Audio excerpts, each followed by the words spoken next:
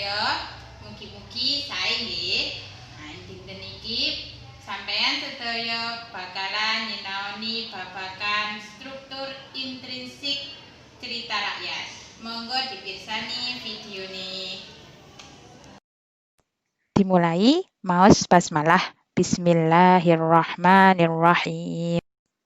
Anak-anak, struktur intrinsik cerita rakyat wonten gangsal utawi 5. Kaping setunggal tema utawi ira-irahan.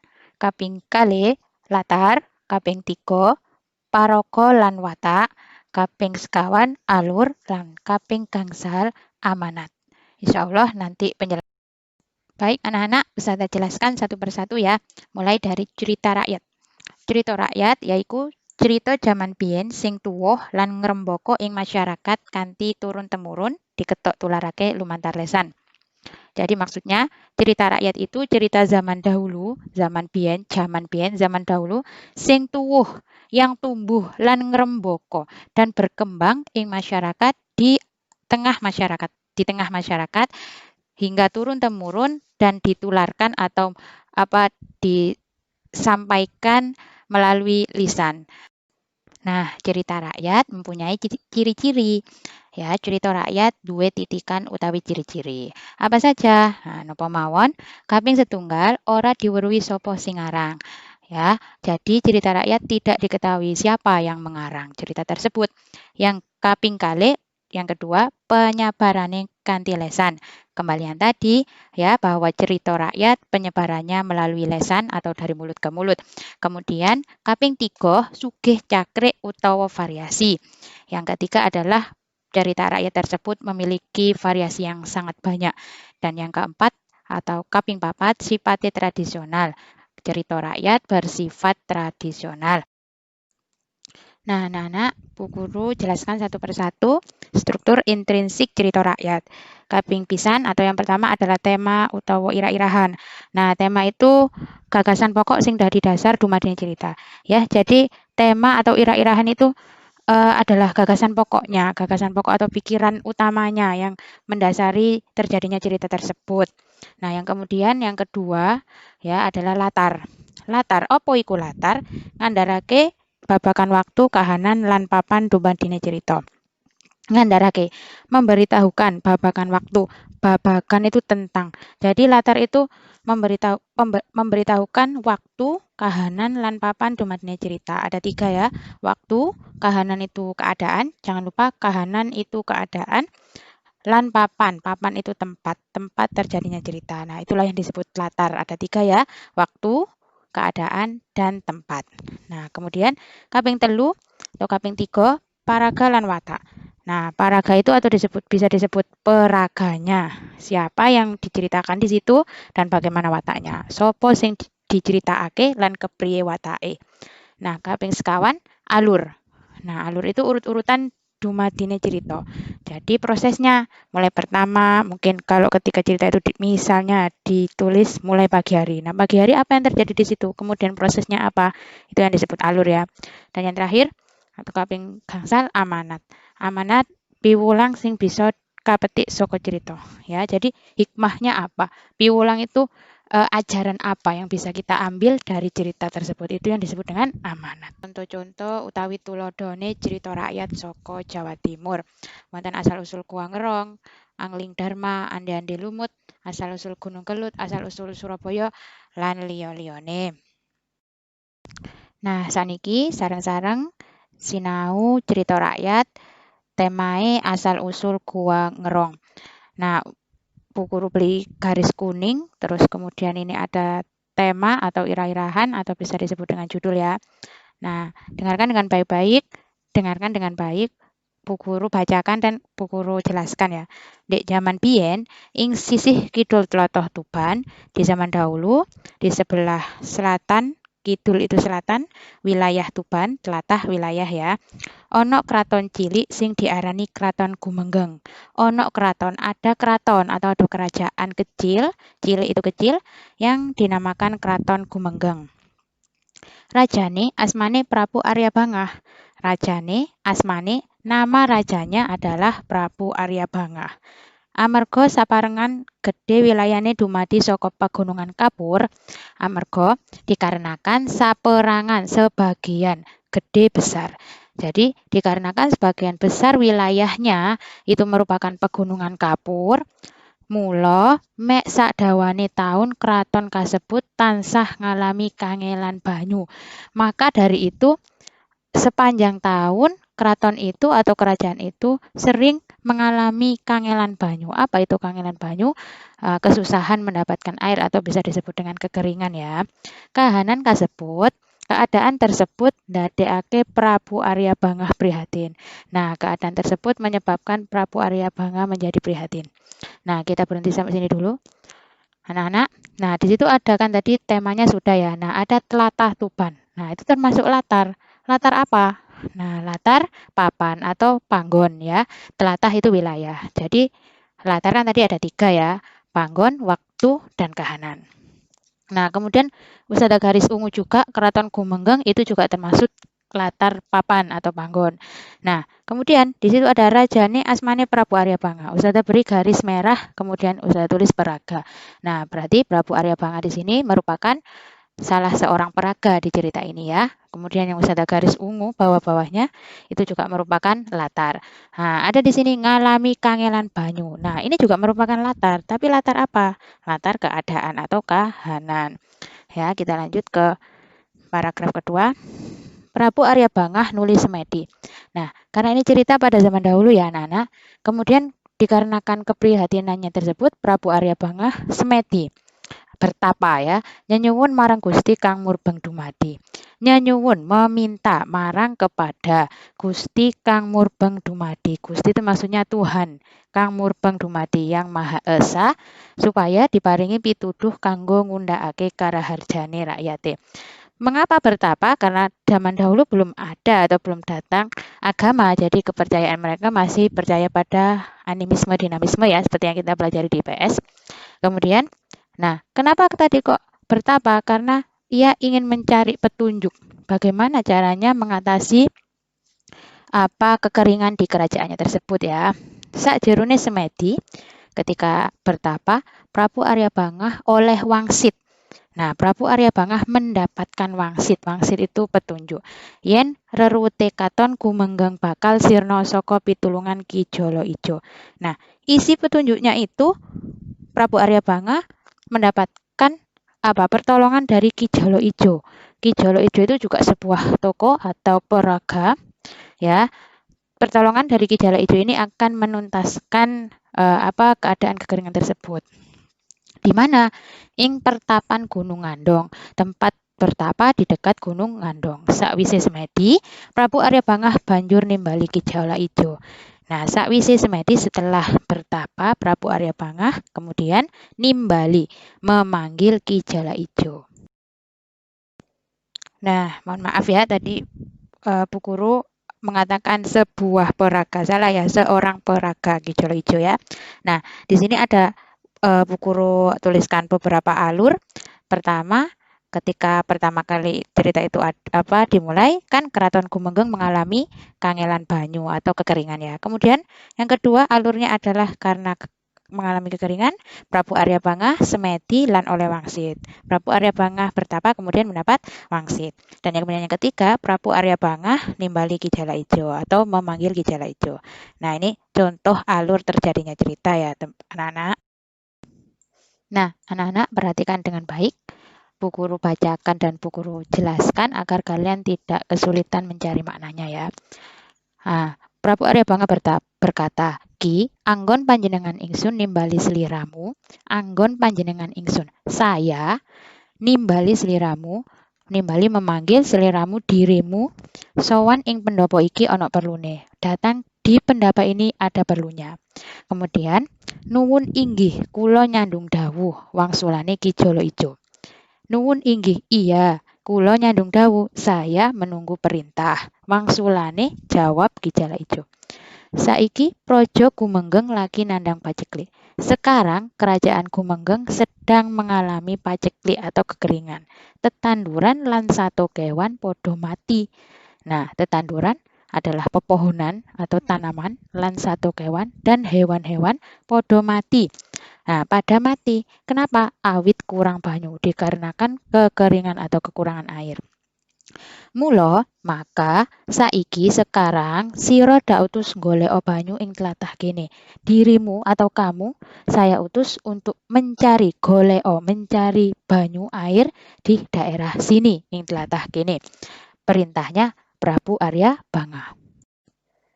Nah, kemudian paragraf selanjutnya, Ki Jolo Ijo nyanggupi perintah Prabu Arya Banga.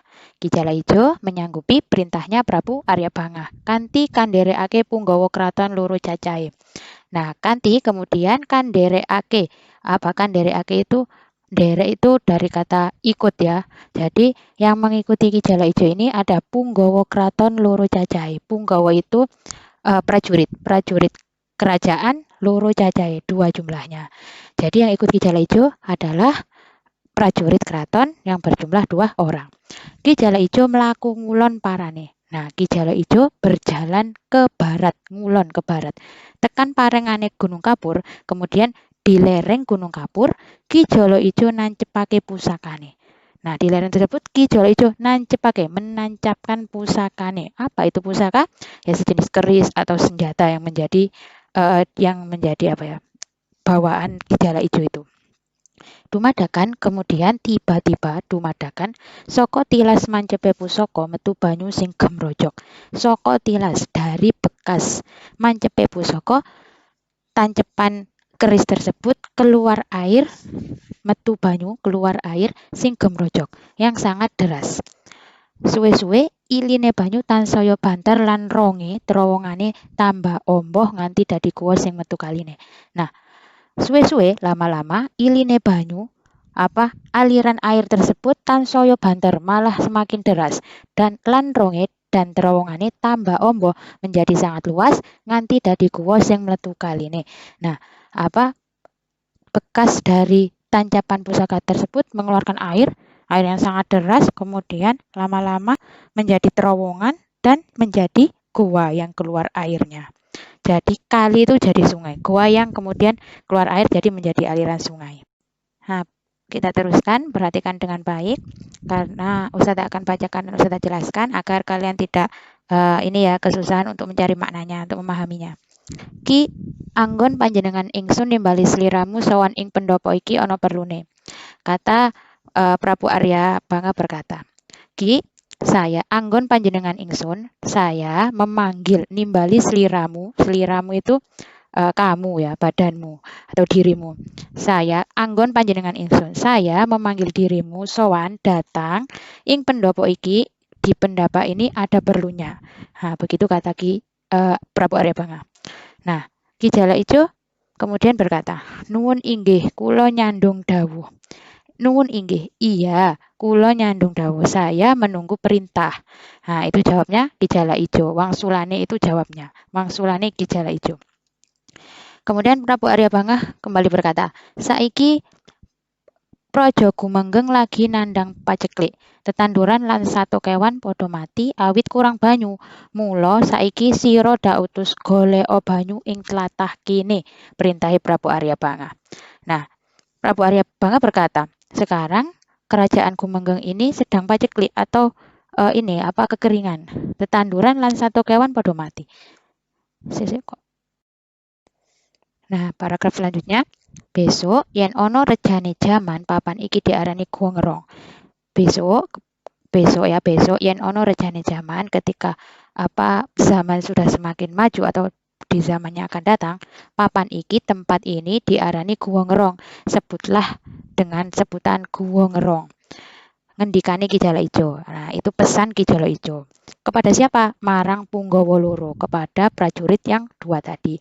Ki Jolo Ijo pesen yen Punggawa loro iku ora oleh ninggalake guwa.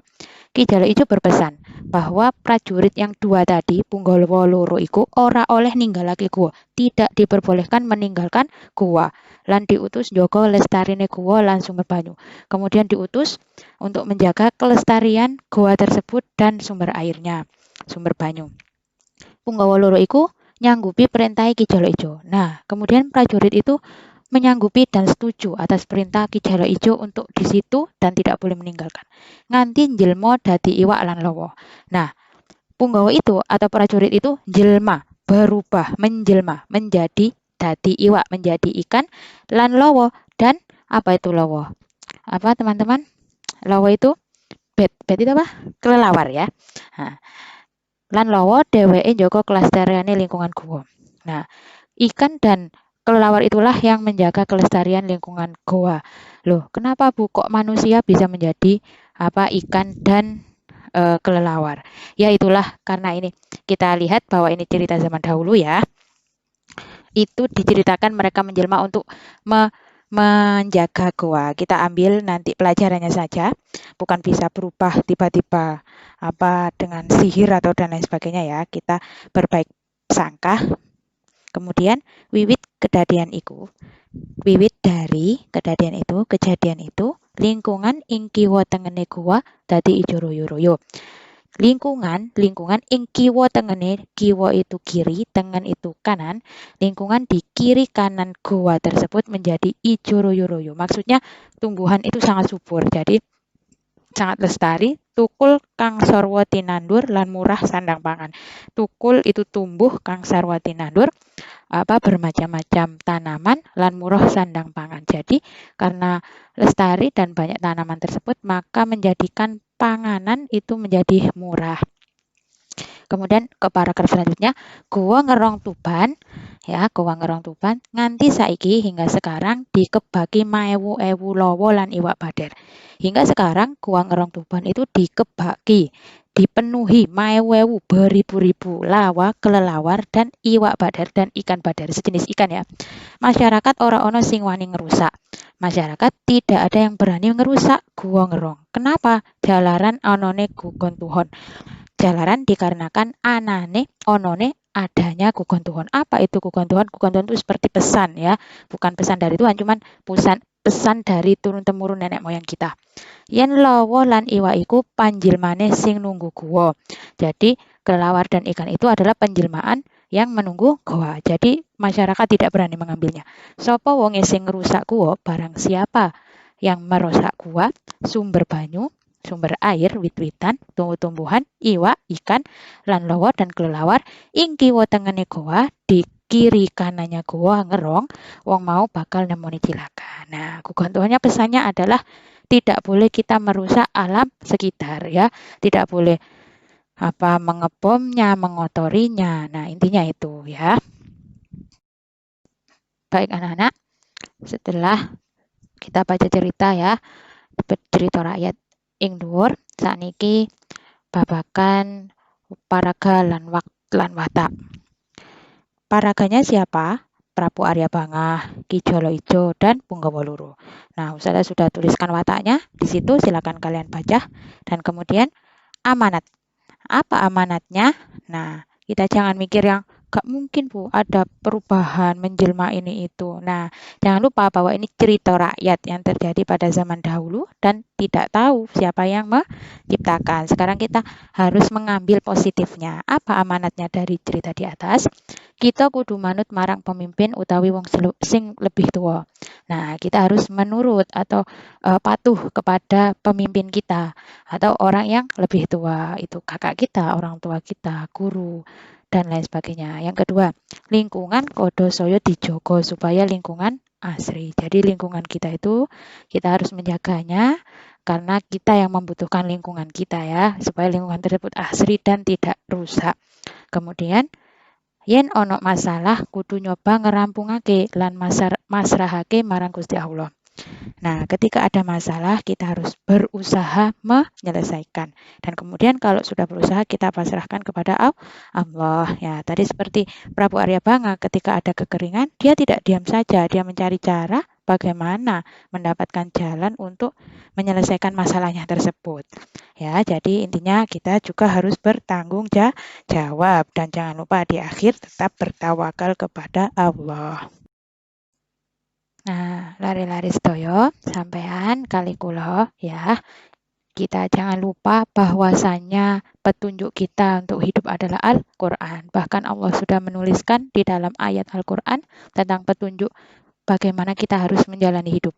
Ada di surat Al-Insyiqaq, insya Allah semua sudah hafal. Ya ayyuhal insanu innaka kadihun ila rabbika kadahan famulakih. Wahai manusia, sesungguhnya kamu telah bekerja dengan sungguh-sungguh menuju Tuhanmu, maka pasti kamu akan menemuinya. Maksudnya, jika kita ini bekerja, belajar dengan niat lillahi ta'ala, maka kita akan mendapatkan balasannya. Kemudian ayat yang kedua, fa inna ma'al usri yusra, inna ma'al usri yusra. Bahwa sesungguhnya setiap ada kesulitan itu pasti ada kemudahan. Bahkan diulang 2 kali di surat Al-Insyirah, ya, setiap sesudah kesulitan itu akan ada kemudahan. Nah, kita bisa mengambil hikmahnya dari cerita tadi bahwa setelah ada kesulitan pasti akan datang kemudahan dengan syarat kita mau berusaha dan bertawakal kepada Allah. Nah, alhamdulillah ing akhir niki panjenengan sampeyan sedaya nyinaoni aksara Jawa. Ya, kemarin sudah 2 baris, hari ini baris ketiga podo joyonyo. Jangan lupa untuk tetap berlatih dan dihafal ya teman-teman. Semoga pelajaran hari ini bermanfaat untuk kita semua. Mari bersama-sama mengucapkan hamdalah. Alhamdulillahirabbil alamin. Bu Guru akhiri. Wassalamualaikum warahmatullahi wabarakatuh.